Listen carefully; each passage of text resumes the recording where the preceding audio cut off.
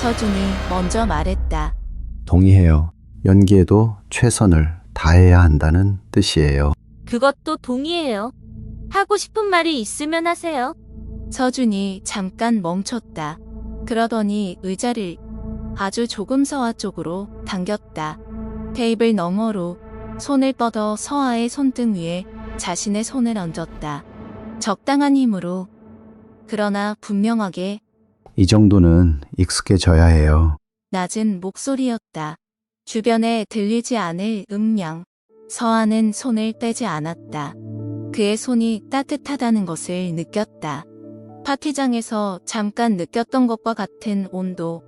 서아는 그 온도를 인식하지 않으려 했고 이미 인식한 뒤였다. 이 정도는 아무것도 아니에요. 서아가 말했다. 그렇군요. 왜요? 기대했어요? 흔들리는 거? 아니요. 그럼 좋고요. 서준의 손이 천천히 물러났다. 두 사람은 디저트를 시키지 않고 자리에서 일어났다. 돌아오는 길은 호텔 복도를 통해서였다. 엘리베이터를 타고 504호 앞에서 카드키를 꺼내고 문을 열었다. 그 모든 과정이 정확하고 효율적으로 진행되었다. 방 안의 조명은 절반만 켜놓고 나갔었다. 노란빛이 흰 리넨을 따뜻하게 물들이고 있었다. 침대가 다시 보였다. 하나의 침대. 서아는 세면실로 먼저 들어갔다. 문을 닫고 거울을 봤다. 파티 때와 달리 메이크업이 많이 가셨고 저녁 바람에 귀밑머리가 약간 흐트러져 있었다. 그녀는 세면대 끝을 두 손으로 잡고 거울 속 자신을 바라봤다. 별것 없었다. 손 한 번 잡힌 것이었다. 공식 석상도 아닌 호텔 레스토랑에서 누군가 손을 잡아줬다고 해서 흔들릴 이유가 없었다. 서아는 더한 것도 겪어봤다. 재혁과 3년을 같이 살면서 스킨십이 낯설 이유가 없었다. 그런데 왜? 서아는 시선을 내려 세면대를 봤다. 도구는 이렇지 않다. 그 생각이 다시 왔다. 어젯밤 샴페인 잔을 들고 서 있을 때 처음 왔던 생각. 도구를 쥔 손이 이렇게 따뜻할 수 있다는 사실이 문제가 아니었다. 문제는 서아 자신이 그 따뜻함을 손바닥의 촉각으로 기억하고 있다는 것이었다. 서아는 찬물을 틀어 손목에 대고 잠시 있었다. 나는 계획이 있다. 계획은 명확하다. 이 결혼의 유효기간은 재혁이 무너지는 날까지다. 그 이후에는 각자의 길이 있고 서준의 길은 서아의 것이 아니다. 재혁에게서 빼앗은 것들을 되찾는 것이 목적이고 그 목적 앞에서 다른 것들은 모두 수단이었다. 서준도 수단이었다. 수단이 따뜻하면 곤란했다. 서아는 수건으로 손을 닦고 문을 열었다. 서준은 노트북 앞에 앉아 있었다. 화면을 보고 있었는데 서아가 나오자 고개를 들었다.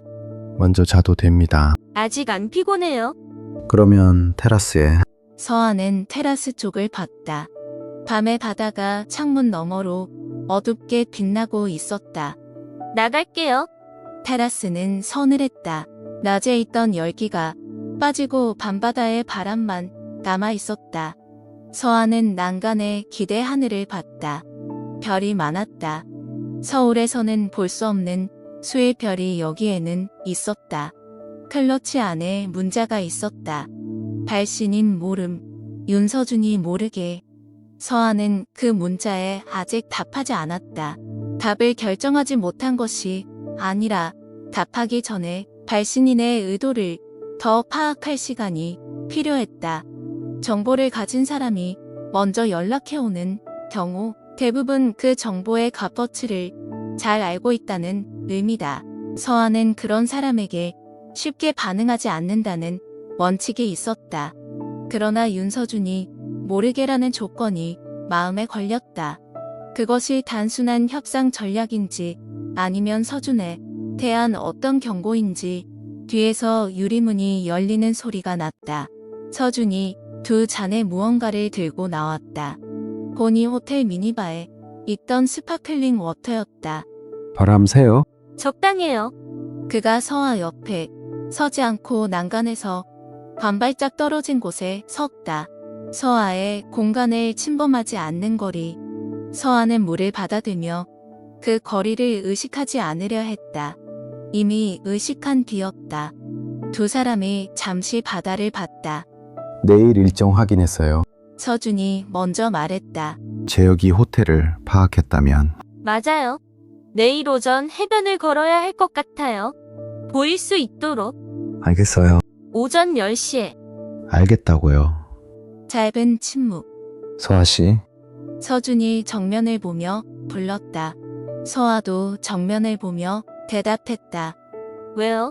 계획이 있으면 말해줘요. 서아는 그를 봤다. 계획이요? 어젯밤 파티에서 연락이 왔겠죠. 모르는 번호로. 서아의 눈이 좁아졌다. 그걸 어떻게? 계획이 그쪽 방식이에요. 파티장에서 충격을 흔들린 틈을 노리는 거예요. 개별 접근, 대개 윤서준 모르게라는 조건을 달고요. 공기가 잠깐 멈춘 것 같았다. 서아는 물잔을 손에 쥔 채로 서준을 봤다. 그도 서아를 봤다. 처음으로 두 사람이 정면으로 시선을 맞댔다. 알고 있었어요? 제약이 쓰는 방식이라는 거요. 그럼 왜 미리 말 안 했어요? 당신이 어떻게 반응하는지 봐야 했어요. 서아가 잠깐 그 말을 씹었다. 시험한 거예요. 파악한 거예요. 같은 말이에요. 아니요. 서준이 물을 한 모금 마셨다. 시험은 정답이 있을 때 하는 거고 파악은 정답이 없을 때 하는 거예요. 서아는 그를 한참 봤다. 그리고 불편하게도 그 대답이 마음에 들었다. 나는 답장 안 했어요.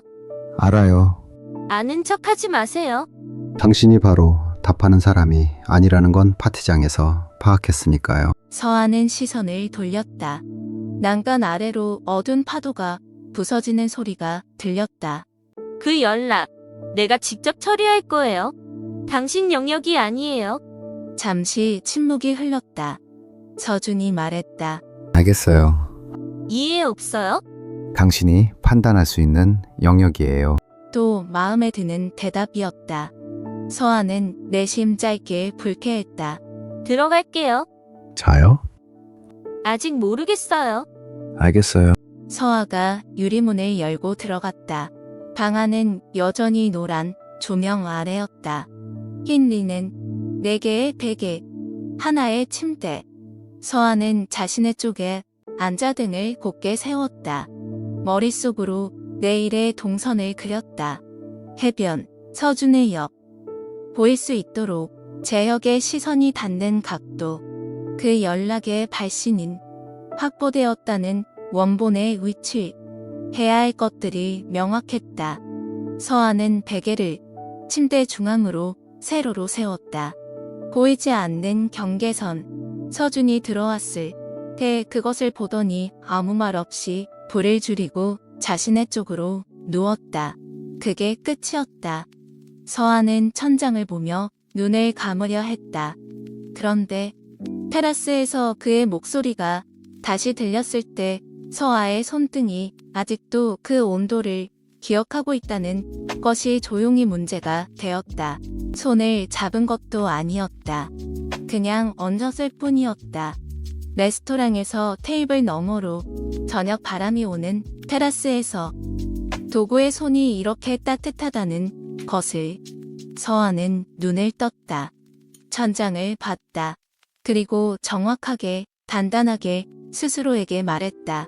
이것은 연기다. 나는 계획이 있다. 계획은 명확하다. 이 손의 온도를 기억할 필요가 없다. 선을 그었다. 분명하게.